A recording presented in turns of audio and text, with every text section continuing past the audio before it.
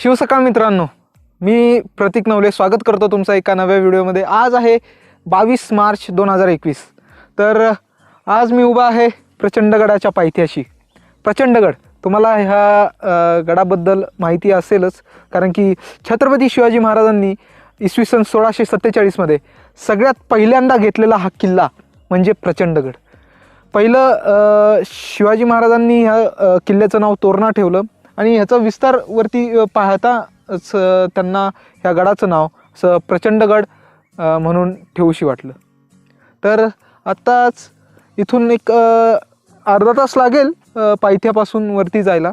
तर वरती गेल्यानंतर वरती जे काही ठिकाणं वगैरे असतील आणि थोडा इतिहास ह्याच्याबद्दल मी सांगेल तुम्हाला पुढे व्हिडिओमध्ये। तर तुम्ही व्हिडिओ पाहत राहा आणि माझ्या चॅनलला सबस्क्राईब करायला विसरू नका। तोपर्यंत चलो।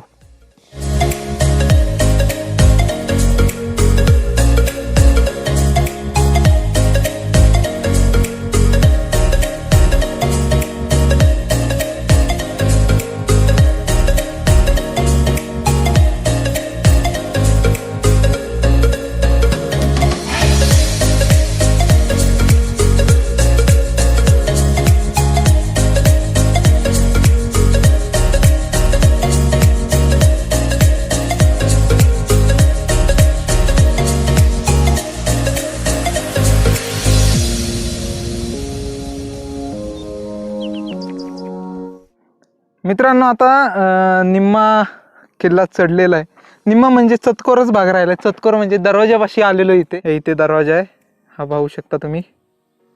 या दरवाजापाशी आलोय। इथून व्यवस्थित पायऱ्या चढण्यासाठी आहेत। खालून थोडंसं काही ठिकाणी चढाई करण्यासाठी कठीण आहे, पण तसं व्यवस्थित आहे। राजगडसारखा एवढा अवघड नाही आहे चढण्याकरिता। आता दरवाजातून आत जाऊया आणि बघूयात वरती काय काय आहे।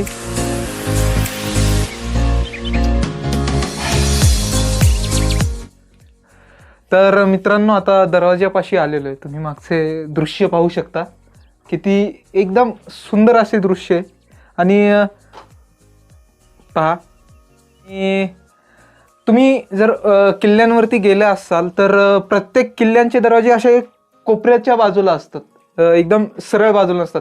कारण की शत्रू जेव्हा किल्ल्याकडे मारा करतात तेव्हा पूर्ण दरवाजावरती आक्रमण होऊ नये, दरवाजा एकदम सेफमध्ये राहावा, त्यासाठी हे दरवाजे ह्या पद्धतीने बनवले गेलेले। आणि इकडे हे पाहू शकता तुम्ही, ह्या ठिकाणी असे खड्डे बनवलेले आहेत। इकडे ह्या साईडला पण आहे। इथे हे खड्डे बनवायचं एकमेव कारण म्हणजे रात्री अंधार पडला म्हणजे सूर्य मावळल्यानंतर किल्ल्याचे दरवाजे बंद व्हायचे आणि बंद झाल्यानंतर किल्ल्यावरच्या कोणत्याही व्यक्तीला खाली जाता येत नव्हतं आणि वर येता येत नव्हतं। आणि तेच सेफ्टी म्हणून, किल्ल्याची सेफ्टी म्हणून इथे लाकडी ओंडका राहायचा आणि हा ओंडका ह्या बगदाडांमध्ये म्हणजे ह्या खड्ड्यांमध्ये सरकून दिला जायचा। त्यांनी दरवाजाला प्रोटेक्शन व्हायचं। आणि बिनी दरवाजा म्हणून इथे लिहिलेलं आहे, एक्झॅक्टली मला पण माहीत नाही आहे, पण बिनी दरवाजा म्हणून इथे लिहिलेलं आहे। तर आता किल्ल्याच्या वरती जाऊ। इथून बुरुज वगैरे दिसत आहेत आपल्याला व्यवस्थित। तर आता चला वरती जाऊया की कसे वरचे दृश्य आहे आणि काय काय आहे वरती किल्ल्यावरती। या ठिकाणी पाहू शकता, त्या दरवाजातून आतमध्ये आल्यानंतर ह्या पायऱ्या बनवल्या गेलेल्या आहेत, आत्ताच्याच पायऱ्या आहेत। आणि इथे कडनं इथे असा हा दरवाजा आहे।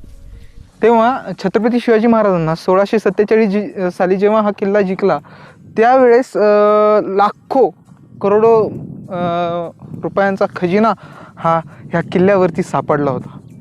आणि त्याच खजिन्याचा उपयोग राजगड किल्ला बांधण्यासाठी केला। तुम्ही जर माझा राजगडचा व्हिडिओ पाहिला नसेल तर मी वरती आय बटनमध्ये लिंक देतो, तुम्ही तोही बघा। पण हा व्हिडिओ पहिला संपवा आणि मग बघा।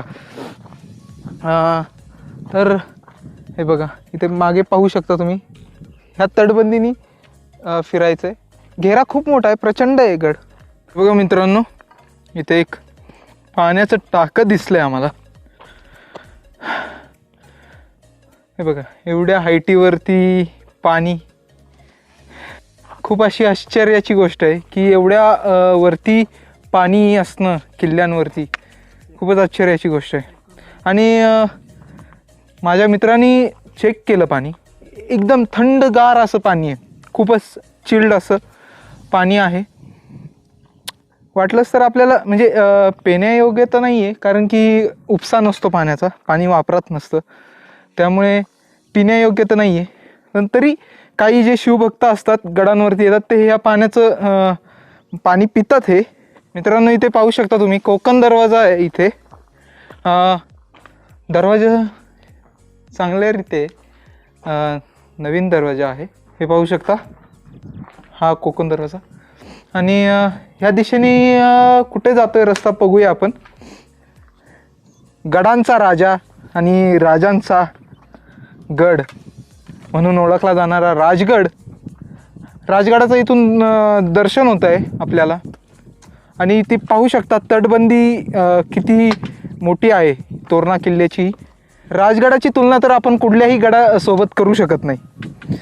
तुम्ही जर राजगडावर गेले असाल तर तुम्हाला नक्कीच कळेल की काय पद्धतीचा हा राजगड आहे. खूपच बलाढ्य आणि उंचात उंच, खूपच उंच. महाराष्ट्रातल्या लोकांनी तरी गड किल्ल्यांना आवर्जून भेट दिलीच पाहिजे, कारण की ते आपलं एक प्रकारे कर्तव्य देखील आपण म्हणू शकतो. महाराजांनी आपल्यासाठी एवढं केलं, मग त्यांच्या गड किल्ल्यांना भेट आपण दिलीच पाहिजे. मित्रांनो इथे बघू शकतो बुधला माची. मित्रांनो बुरुजाचं तुम्ही दृश्य पाहू शकता, किती कणखरपणे अजून देखील उभा आहे. हा किल्ला कोणी स्थापन केला, कोणी बनवला, ह्याचा इतिहास अजून तरी मुळात हा इतिहास माहीत नाही आहे, कुठे लिखित देखील नाही आहे की हा किल्ला कोणी बनवला. पण बहमनी राजवटीच्या मलिक अहमद या सरदाराने हा किल्ला जिंकला होता.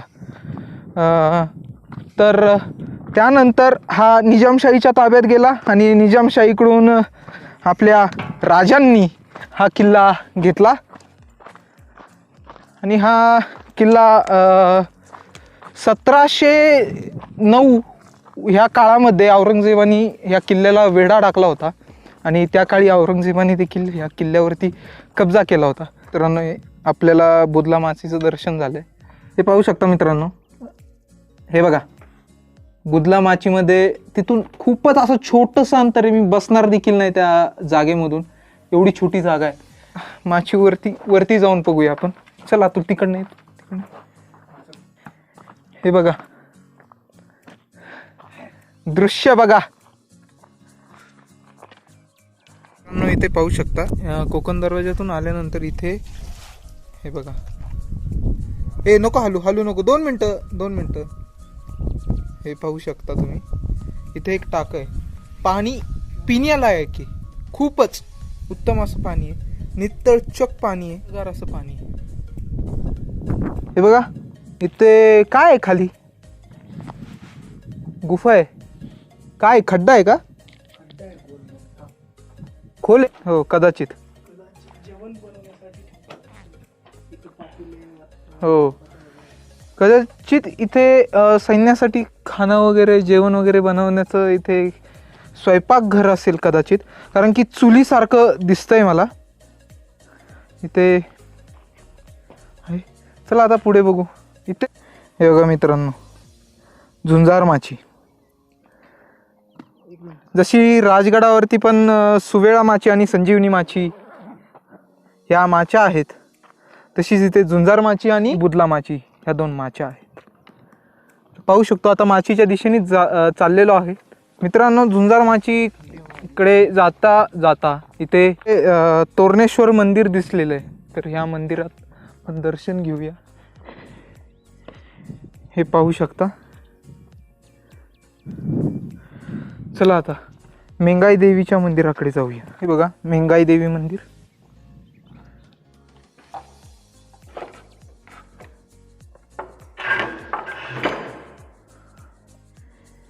पाहू शकता मित्रांनो. आता मी बघा इथून खाली उतरायचंय, शिडी आहे, खाली चाललोय. चला